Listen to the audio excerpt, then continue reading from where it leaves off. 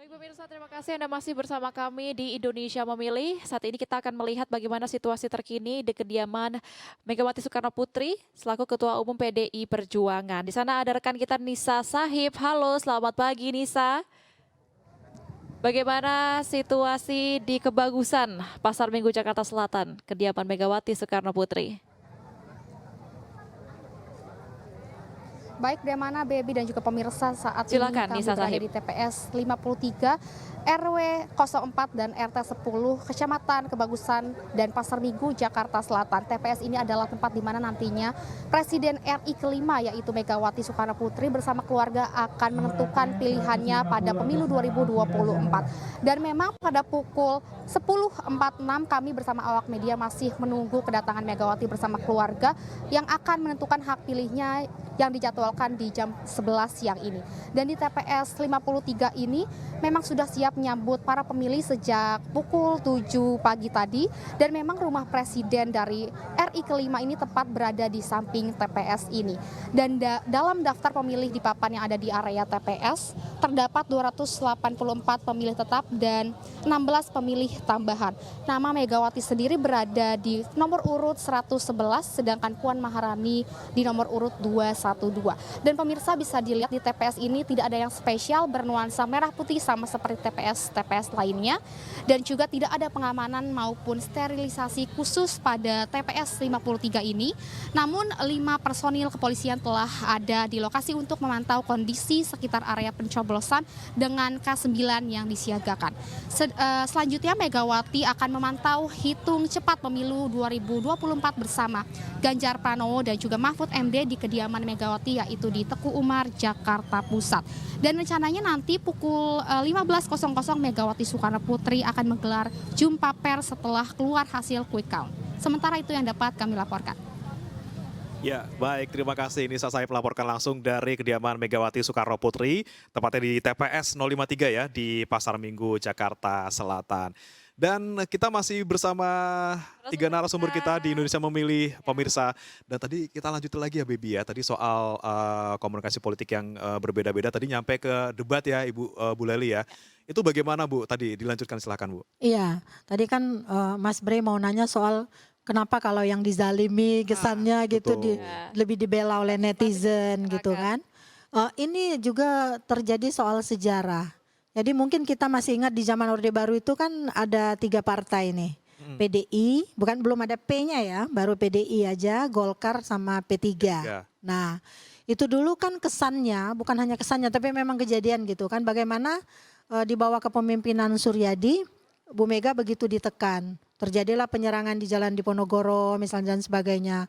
Tapi kemudian dulu belum ada netizen ya, belum ada itu media Belum ada sosial. Twitter, belum Ya, ada Facebook ya Bu ya. tapi masyarakat secara langsung menaruh simpati dan empati yang demikian tinggi pada Bu Mega.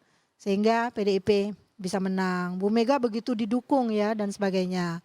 Tapi di 2004 ketika terjadi pemilihan langsung itu yang terjadi memang Pak SBY dikesankan dizalimi sama Bu Mega. Karena kebetulan waktu itu kan Pak SBY adalah menterinya Bu Mega, menteri kesayangan lagi gitu kan. Nah, menteri kesayangan sehingga kemanapun Bu Mega kalau pergi nggak ada Pak SBY kadang-kadang nggak jadi pergi gitu loh saking sayangnya.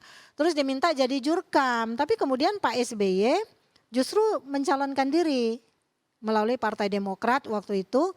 Nah, seolah-olah terzalimi karena ada kata-kata dari pihak PDIP yang mengatakan Pak SBY apalah gitu ya. Nah, sebagai orang yang dizalimi rakyat membela Pak SBY waktu itu. Sehingga menanglah waktu itu Demokrat menjadi nomor urut 1. Dan Pak SBY menang berkuasa. Mencalonkan kembali di 2009. Menang lagi. Tapi di penghujung kekuasaan Pak SBY terjadilah peristiwa besar yang menghantam Demokrat, korupsi. Padahal mereka punya iklan waktu itu kan, katakan tidak pada korupsi. Masih ingat kan? Tapi pelaku-pelaku iklannya justru yang kemudian terciduk menjadi pesakitan di KPK. Jadi dari nomor urut 1 turun ke nomor urut 5. Di 2014 turun lagi, di 2019 ke nomor urut 7. Jadi itu hukuman bagi masyarakat yang tidak selesai. Jadi masyarakat ini punya cinta tapi juga punya marah. Nah ini harusnya menjadi pelajaran bagi calon-calon pemimpin yang ingin bertarung dalam bilik-bilik kekuasaan itu. Nah ketika saat di debat ini mencerminkan bahasa pengantar itu bagian dari kampanye sebenarnya. Jadi yang dilihat oleh masyarakat itu, ingat nggak ketika Pak Prabowo seperti dikejar begitu oleh Anies, Ya. itu ada emak-emak yang sampai nangis segitunya gitu kan, ngebela Pak Prabowo kan. Jadi fenomena pelajaran dari sebelum Orde Baru dan saat Orde Baru itu memang terjadi terus, berlangsung terus pada saat ini. Ya. Makanya mereka tim sukses menyelipkan nih strategi komunikasi politiknya, udah jangan terlalu keras gitu kan. Tunjukkan aja jati diri kita dengan saling menghargai satu sama lain. Tapi kemudian praktek dalam debat itu menjadi hampa gitu. Seperti kata Dek Monika itu seperti apa, masakan tanpa garam gitu ya. Aduh, kayak cinta Bumbunya tanpa gitu perhatian kan. ya, hambar Iya. gitu. Jadi kita justru tidak menemukan substansinya. Loh yang mau dilawan mana nih programnya? Yang programnya salah, yang nantinya cuma sekedar omon-omon dan sebagainya mana? Kita ingin perdebatan itu berlangsung di antara mereka memang tanpa menjatuhkan. Ya. Nah ini yang tidak ketemu. Tapi mereka menjaga itu supaya welas asih pemirsa, welas asih netizen berpihak pada mereka. Nah, Dan itu berhasil nampaknya mereka lakukan. tapi apakah betul Bu Monika, kalau Anda melihat apakah ini memang sengaja nih, memang ditampilkan ya udahlah nggak apa-apa saya dizolimin, yang penting saya dapat empati, Dapat atau memang simpati, secara ya. alamiah keluar, apa sengaja gitu kalau Dan menurut hasil Anda? survei juga melihat Heeh. makin tinggi malah ya Makin tinggi. setelah debat cawapres. Oke, dan jadi capres. yang kita lihat adalah makro gestur yang nampak oleh mata awam. Artinya kan bisa meredam, begitu ya.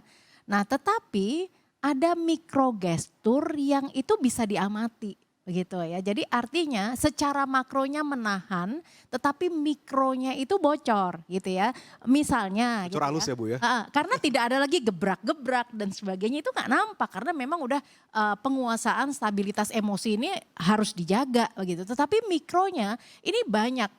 Makanya ketika mengamati misalnya di 02 ya, kan ini yang menjadi topik perhatian adalah welas asih dijatuhkan kepada 02 karena secara makronya ditahan untuk bisa menerima semua serangan-serangan itu. Tetapi kalau kita mengamati dari facial expressionnya, karena kita mau ngelihat mikronya sejatinya gimana nih gitu ya.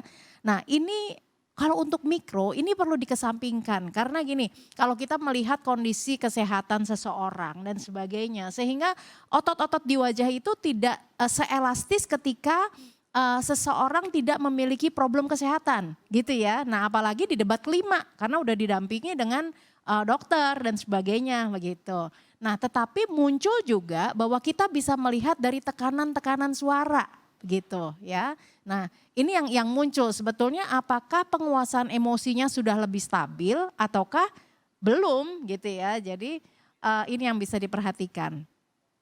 Jadi memang mikroekspresinya seperti tidak terlihat tapi tetap kelihatan ya Bu ya, walaupun tadi terpengaruh sama usia, Ya, kesehatan gitu ya. Iya. Tetapi dan terlihat emosi. dari intonasi suara. Intonasi ketika- juga bisa terlihat ya. Jadi makronya secara terlihat body language-nya tidak, tetapi dari suara kita bisa amati di situ. Betul. Gak Kita ada bisa- juga itu Mas Anies, Mas Nah. Anies kan. Kita amati juga dari Sorry ya. penggunaan tadi verbal style-nya gitu Ya, ya. Style-nya kemudian menjadi di luar daripada konteks yang formal begitu. Oke, jadi itu tadi ya, jadi sebenarnya Makronya udah ditahan, makronya ditahan tapi bisa bocor hati halus kecil lewat gitu. mikro. Bocor halus. Bocor halus ya lewat mikro itu ada intonasinya dan ekspresinya, begitu raut wajah mungkin ya. Betul. Baik. Kalau Anda melihat Ibu Lali, apakah ini bisa menjadi senjata dalam tanda kutip nih untuk dalam tanda kutip menangin lah gitu. Karena kan di pengalaman tadi sebelumnya Pak SBY, Megawati berhasil gitu. Apakah ini strategi yang Iya. cukup ini? Makanya dalam politik itu menegaskan butuh pencitraan. Aduh, Nah, pencitraan ini. Jadi itu sebab, itu kenapa di baliho-baliho itu orang yang kita kenal latar belakangnya misalnya mereka menampilkan foto yang alim gitu kan. Oh kita tahu nih latar belakangnya seperti apa. Tapi di foto itu pakai baju, pakai peci, pakai tasbih. Bahkan fotonya di Mekah gitu kan. Ditampilin ingin memperlihatkan sosok diri yang diidealisir sedemikian rupa. Pencitraan itu kan sebenarnya sesuatu yang tidak ada tapi diada-adakan. Nah sehingga akan kelihatan nih. Tadi saya malah nanya tadi Mas kalau sebagai latar belakang militer tiba-tiba berubah narasinya, gayanya dan sebagainya itu menjadi seperti apa? Nah, nanti mungkin dia yang akan menjelaskan gitu kan. Memang dinamika itu terlihat Pak Prabowo itu seperti kehilangan sosok dirinya yang sebenarnya. Jadi dia mencoba diidealisir. Sosok diri yang idealisir namanya dalam teori dramaturgis Erving Goffman itu. Diidealisir sedemikian rupa sehingga impression manajemen pencitraannya itu terlihat. Jadi mungkin karena pesanan terlalu banyak dari tim yang memang banyak. Katanya 100 timnya, ada 100 orang katanya.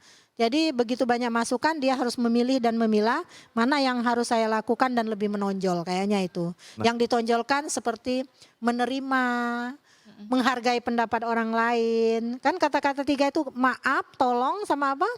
Satu Terima lagi kasih. terima kasih. Ya. 3 kata itu yang Three magic words. ditonjolkan gitu. Ya, Baik. kita akan nanti tanya Tahan ke dulu sebentar, nanti kita akan Anton ke ya. Anton. Tapi jangan kemana-mana pemirsa, tetaplah bersama kami di Indonesia Memilih karena kami akan hadir usai jeda berikut.